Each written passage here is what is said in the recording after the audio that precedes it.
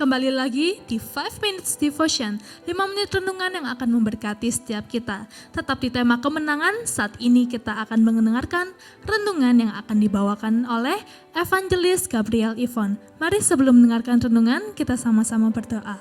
Terima kasih Tuhan Yesus untuk segala kebaikan-Mu. Sungguh kami bersyukur kalau kami boleh mendengarkan renungan hari ini, itu semua karena kebaikan-Mu Bapa. Biarlah firman-Mu itu Tuhan boleh bertumbuh dalam hati kami, boleh mengubahkan hidup kami. Terima kasih Tuhan, kami siap mendengarkan renungan-Mu. Hanya di dalam nama-Mu kami berdoa. Haleluya.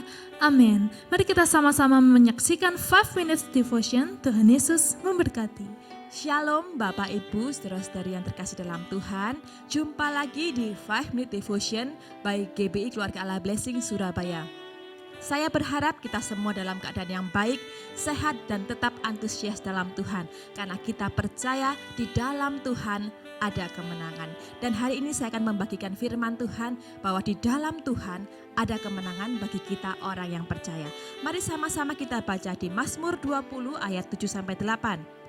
Sekarang aku tahu bahwa Tuhan memberi kemenangan kepada orang yang diurapinya dan menjawab dari surganya yang kudus dengan kemenangan yang gilang gemilang oleh tangan kanannya. Orang ini memegahkan kereta dan orang itu memegahkan kuda, tetapi kita bermegah dalam nama Tuhan Allah kita.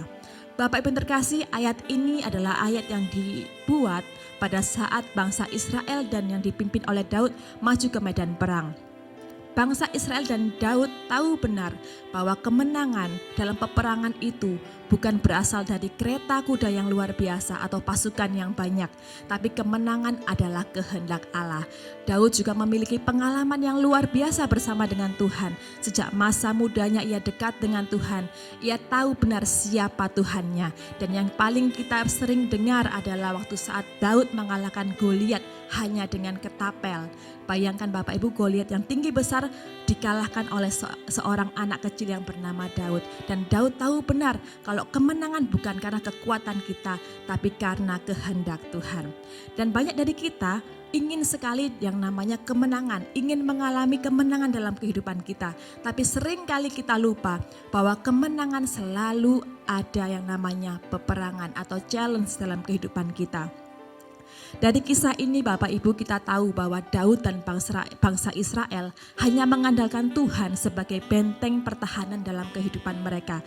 Mereka yakin dan percaya bahwa Tuhan Yesus adalah benteng perlindungan yang memberikan kemenangan buat mereka. Berbicara tentang benteng Bapak Ibu, saya teringat tentang benteng yang ada di kota Tanah Toraja, di kota Baruku. Benteng ini sangat besar Bapak Ibu dan adalah salah satu benteng yang sangat susah ditaklukkan oleh penjajah Belanda pada saat itu. Karena benteng ini dibangun dengan batu yang menjulang tinggi 250 meter di atas permukaan tanah yang menutupi daerah itu di sebelah utara, selatan, dan timur Bapak Ibu. Dan akhirnya benteng yang besar ini menjadi kebanggaan masyarakat di situ dan memberikan rasa keamanan bagi mereka karena besarnya dan kuatnya benteng ini. Nah Bapak Ibu, kalau Daud dan bangsa Israel saja tahu dan sadar bahwa Tuhanlah satu-satunya benteng pertahanan dan mereka membutuhkan Tuhan Yesus sebagai benteng pertahanan mereka, saya percaya kita juga membutuhkan hal yang sama. Kita butuh Tuhan Yesus sebagai satu-satunya benteng pertahanan dalam kehidupan kita. Mungkin hari ini kita mengalami peperangan yang berbeda-beda. Ada kalanya orang Kristen, orang percaya dihadapkan dengan permasalahan yang sukar Bapak Ibu. Karena banyak sekali permasalahan yang kompleks dalam kehidupan kita, entah di bidang ekonomi, kesehatan, keluarga, ataupun yang lainnya. Tapi mari saat ini kita percaya bahwa Tuhan Yesus adalah sumber kemenangan kita. Dia adalah benteng perlindungan kita. Karena kita tahu bahwa Tuhan adalah Tuhan yang maha kuasa, Tuhan yang maha kasih, dan Tuhan yang maha hadir.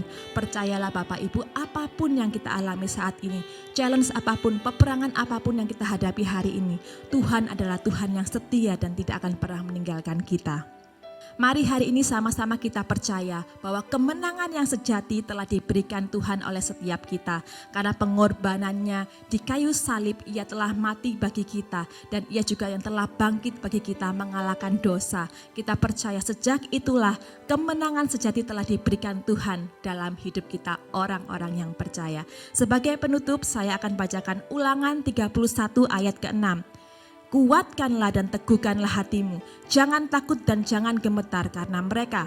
Sebab Tuhan Allahmu, Dia yang berjalan menyertai engkau, Ia tidak akan membiarkan engkau dan tidak akan meninggalkan engkau. Mari hari ini kita mau percaya kembali Bapak Ibu bahwa Tuhan Yesus adalah sumber kemenangan kita. Dia adalah benteng dalam kehidupan kita, perlindungan kita, Allah kita yang kita percaya. Amin Bapak Ibu, mari sama-sama kita berdoa.